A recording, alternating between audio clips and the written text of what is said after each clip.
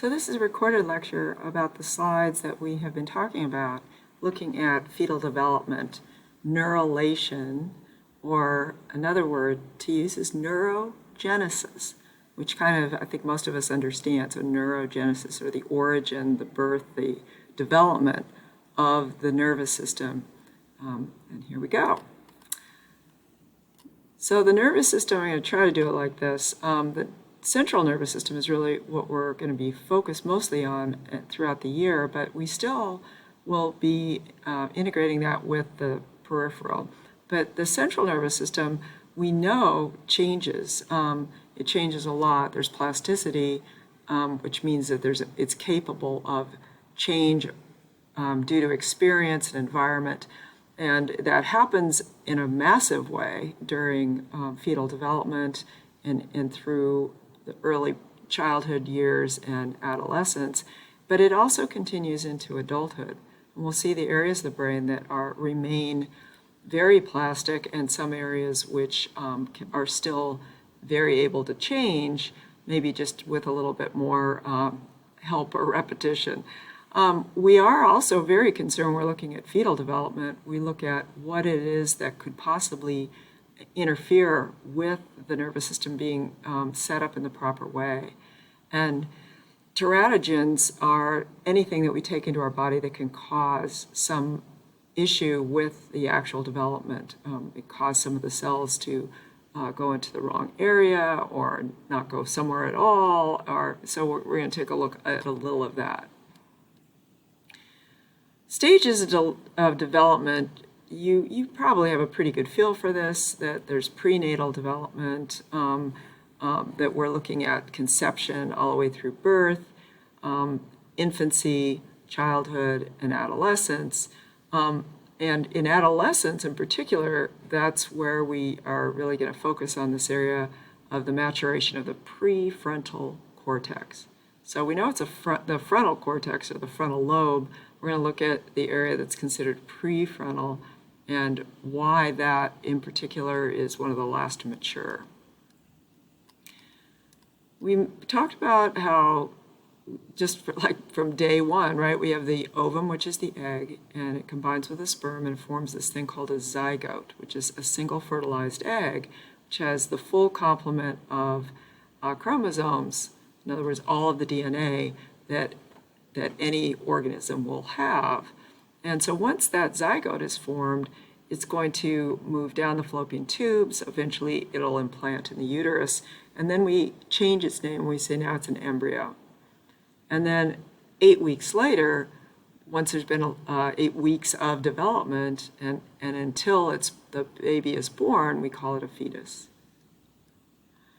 So this little picture that I drew with you is kind of what we just talked about there. So here's the egg and sperm, it forms a zygote, and then that zygote undergoes rapid, sometimes called cell proliferation, because to proliferate means to make a lot of something, or to have a lot of something. And how that happens is through the process of mitosis. So we have rapid mitosis, rapid cell proliferation. We get from 1 cell to 2 to 4 to 8 to 16 and keep going, and that all happens, and it develops this ball of cells called a blastocyst.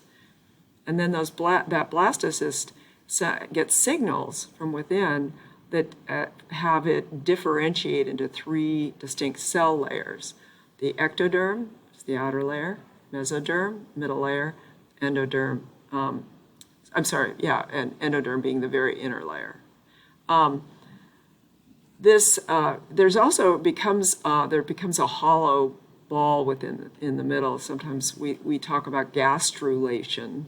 So if that term comes up, it's that this is no longer just a solid mass of cells, but instead it has these 3 distinct layers and a cavity that's developed from the inside.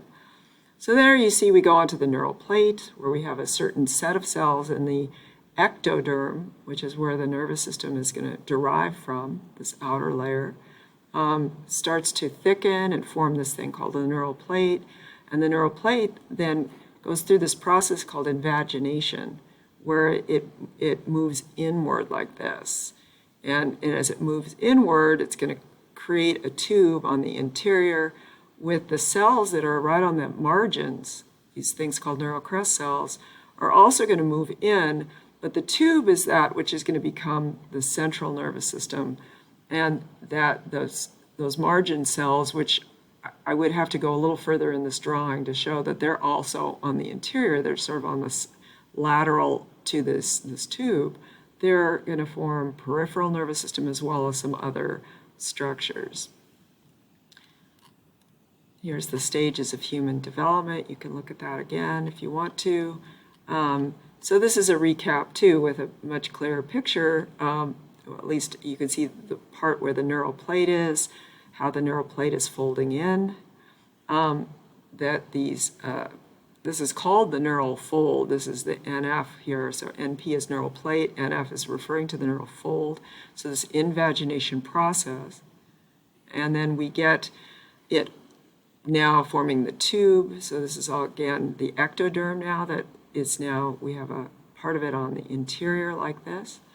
And then, so here are the neural crest cells. You can kind of see them here lateral to both of these sides of the neural tube, or NT. That whole process starts to around 18 to 20 days.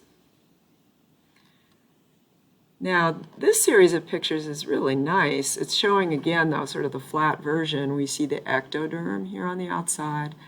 We see some of these cells have slightly different colors, so that's going to mean something. We have the mesoderm, the middle layer, that has some other terminology. So we'll get into a little bit on this later on. Then we have the inner layer, the endoderm. And then there's this little circular thing here called a notochord. And a notochord is a structure that all organisms that are considered in the group called chordates. We're a chordate, but so are fish, so are birds, so are amphibians and reptiles. So we have our nervous system develops internally. This notochord actually is sort of a guide too to showing different cells what the orientation of the body, what would be superior, inferior, dorsal, ventral. So this cord is kind of an anchor that shows, and from that we're going to have certain signals that come out that tell the body plan, how the cells are going to develop this body plan. So here you can see it all again. Here's the fold. You can see the crest cells are coming up here. So there's the crest. You see these things called somites. So that's made out of the mesoderm. And the somites actually do all sorts of stuff that's really important. They send a lot of signals out, and it really determines some of where the neural crest cells are going to go and what they develop into. It's going to determine the development of the vertebrae and some of the skeletal muscles. So these somites, which we can see on the outside on the next picture, become really important. Oh, just so I don't forget this, look up here. I put this little image in here to show you what a notochord was. So on all things which are chordates, this could be a chicken embryo, I'm guessing, but you can see the notochord.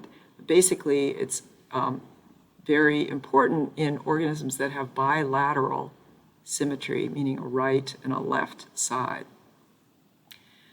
Now we go a little further down here on this image. We're seeing, again, similarly, but now we have a totally fused neural tube with some neural crest cells on the side, and then just showing that some of these neural crest cells actually are going to form in the peripheral nervous system, this area here, which would be the dorsal root ganglion in this case. There's also a canal, and you can see there's still a hollow space in here. That central canal is where is going to connect with ventricles in the brain, and this goes all the way down the spinal column, and it's a channel really for cerebral spinal fluid, or CSF, to flow.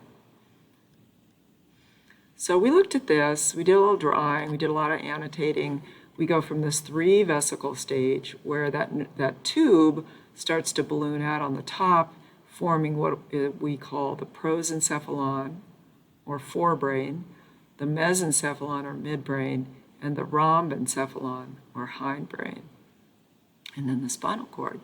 And then it differentiates, or becomes, some cells differentiate to become balloon out even further. So you can see here's the prosencephalon will then start to develop into the telencephalon and the diencephalon. So remember, diencephalon has to do with the thalamus, and plural, thalami. And the telencephalon is going to have a lot to do with a lot of things, but mainly the cerebrocortical development. Now, the other thing I didn't mention the other day is it's really from this diencephalon that our optic nerve develops. So our eye actually develops out of this area. And then the midbrain stays the midbrain, and the rhombencephalon will divide into these two parts, the met and the myle. And the metencephalon forms the pons and is the origin of the cerebellum, and the myelencephalon is the medulla and the spinal cord. And what I wanted you to see now, again, here's the central canal, so you can still see that canal that we saw in the other image when we saw the cross section, where here we're seeing the long tube. So I drew my own little, and now it's a little bit split, but I drew my own little version of this. So here's the neural groove. We can see that in here. And now it's starting to fuse together. It's starting to fold. Out here on the exterior of this neural tube, you see these things called somites. And this tube, remember, is fusing. So this middle part is going to fuse, and then it's going to fuse up at the top, and it's going to fuse up at the bottom to ultimately form what we see above it. If we took a cross section, it would be kind of looking again like this. Now, this picture is really much more professionally done. It's the same thing. I just find it, with all the colors, sometimes hard to follow. So we're looking at the blue and the yellow as being this whole thing, kind of like what I drew up above. It's the ectoderm. And there's that central canal again in there. And the neural tube is starting to fuse or close from sort of this midline area all the way, so both posteriorly and anteriorly it begins to fuse. And what you see ultimately is it becomes totally fused, and this is, hopefully it does, and if it doesn't, then we run into some problems. So we look at the 5 phases of neurodevelopment: neural plate induction, neural proliferation, remember that's just making lots of cells, so it's the rapid mitosis. Then we have some migration of different cell signals and helping certain cells to go where they need to, and aggregation, so forming preliminary structures in the nervous system. Then we go into axon growth, synaptic formation, and then cell death and synapse rearrangement. So these are really the kind of the 5 phases of neural development. We talked about this, the induction of the neural plate. So that's just the very early stage of what we looked at, where we get that neural plate on the dorsal surface of the developing blastocyst, gastrula, and it becomes the nervous system. And at this point, what you might say is, why are these cells doing this? And that has to do with chemicals. So in the genetic makeup of all these preliminary cells, there are certain cells which send out, that make proteins which are guidance molecules. And those proteins these are chemical signals. These protein guidance molecules are chemical signals that basically allow the cell to, and the specific cells to know where to go and what to develop into. So that's a good stopping point here. So I'm going to stop right now, and then I'll continue in the next installment.